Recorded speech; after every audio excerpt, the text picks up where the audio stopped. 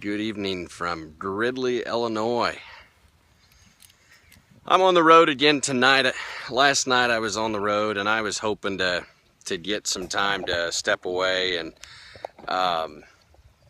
unfortunately it didn't happen. So was in St. Louis, and this week I don't know whether I'll get quite 1,000 miles on the vehicle this week, but it has been a busy week, and so kind of timely to talk a little bit about this. You're on early to talk about procrastination. You're right, because I've actually got to step into a meeting here in about 20 minutes, and we're going to talk about how we manage nutrients on the farm, and how that relates to water quality. So it's a watershed meeting, just kind of north central Illinois. So gonna talk about water and nutrients and what tools and technology are available to help us do that. So anyway, yes, I'm on early to talk about procrastination, and I thought, what a perfect backdrop here. As you can see, a storm rolling in for us to talk about procrastination. And so a friend of mine, she's like, you need to talk about procrastination.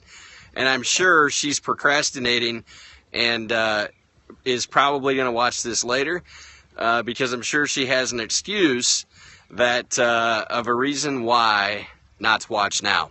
So anyway, and I find it an interesting topic too, because it's one of those things. I'm a procrastinator as much as anybody. So, you know, and we've talked about time management, we've talked about crazy busy, we've talked about, gosh, I need to do that before the rain comes, and just so happens to be storm rolling in. I think there's a song about that too. But, you know, as we talk about procrastination, the first step in identifying a problem is acknowledging that you do it.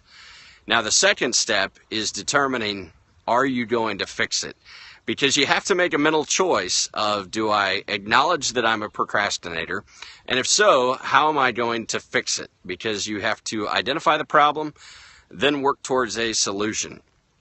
No matter what the issue is, you've got to identify the problem, acknowledge that it's a problem, whether it's with you or with somebody else, and then understand, how am I going to attack it? Now, sometimes it's a issue of time management.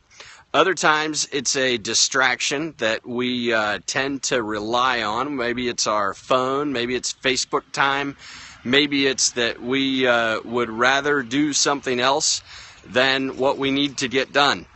And it's identifying those challenges that always seem to come up that we look to as a way to procrastinate. So what is that distraction that causes us to procrastinate? Maybe it's a distraction, maybe it's our human nature, that that's the way God wired us. And like I said, I am a procrastinator. I work better under pressure. So if you tell me I've got 3 months to do it, I'm probably going to tell you I'll do it in month 2.5. So, you know, some of us, we like that. However, it can cause undue stress if we wait until the last minute to do something. So as we think about whether it's how do we lead a team and help them understand the damage or the potential stress that could be caused by procrastinating on certain things, you know, if you get a head start, you can always put it in the bucket and you can come back later and, you know, pull it out just before it's due, or whatever that due date is.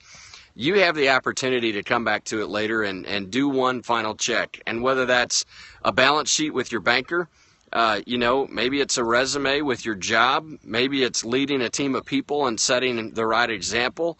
Maybe it's getting an estimate done for somebody. If you're in the sales role, maybe it's getting that done.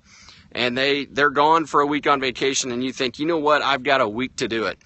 But then that week passes us by really quickly, and we don't ever think about it. And then it's too late, because now the customer is back and we need a quote for them. And now it's now they're waiting on you again instead of you waiting on them.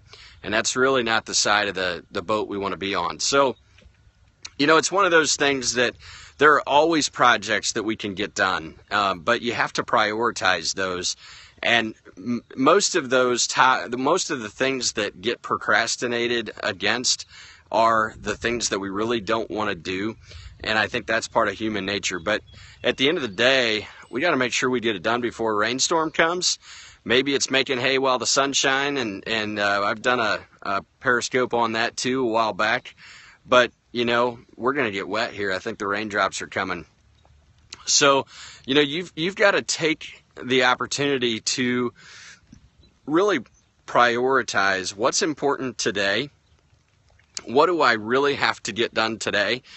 And maybe it's that distraction. If you have a distraction that's going to cause you to not get that done today, whatever that is, the task at hand, then you need to find a way to limit that distraction. If it's your phone, if it's Facebook, if it's social media, if it's a group text with friends that you continually find enjoyment on from giving friends a rough time, put your phone away, put it in a drawer, put it in your vehicle, and leave it out of sight, out of mind, because that is helpful.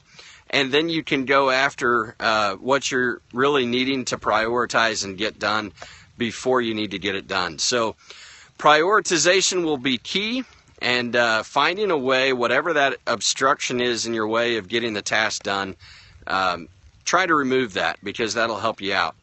So as the rain starts to fall right here, we're going to head in and talk a little bit about water quality and what technology we as farmers can use in helping improve our water quality.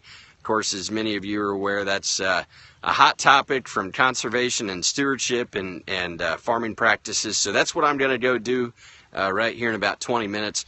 But the rain's going to push me inside just a little bit earlier. So talking tonight about procrastination, and as a young farmer too, making sure that we don't procrastinate too long. You know, and you can go back on the YouTube channel there if you want to watch some of these on YouTube. We talked about being afraid of no, and I think that really ties into this too. As you think about, are you afraid of no, and that causes you to procrastinate on other issues because you don't want to go have a conversation about maybe renting a farm, or you know, talking to the banker, or talking to your boss, or talking to your team member about an issue that you might be having with them. Maybe it's afraid of what they're going to say, and don't let that be a part of your procrastination. So if you need to go back and take a look at that, go for it. It's on the YouTube channel. I'm sure, hopefully, if you Google Supper with Sean, you'll be able to find that. But don't let procrastination get in the way, because A, life's too short. So tell the people you love that you love them. Tell them thank you if they did something for you. We're going to start walking towards the vehicle. I think it's going to get dumping some rain here on us pretty quick. But tell the people you love them. Tell the people that do something for you, thank you, before it's too late. Those are certainly things that, you know, life is way too short, and we definitely don't want to have something happen to one of us, you or them, and not be able to have the opportunity to share that with them of how they made an impact on your life or did something for you. So make sure in Gridley, yeah, well, I'm in Fairbury tonight, and it's raining here, so I'm guessing it's headed our way. So, but with that, take a minute to thank those people around you. Definitely don't procrastinate with that. Hug a loved one tonight. Tell them thank you for something they've done if they've been a positive influence, or even somebody that you don't have to tell them you love them if you don't really love them, but tell them thank you if they did something for you.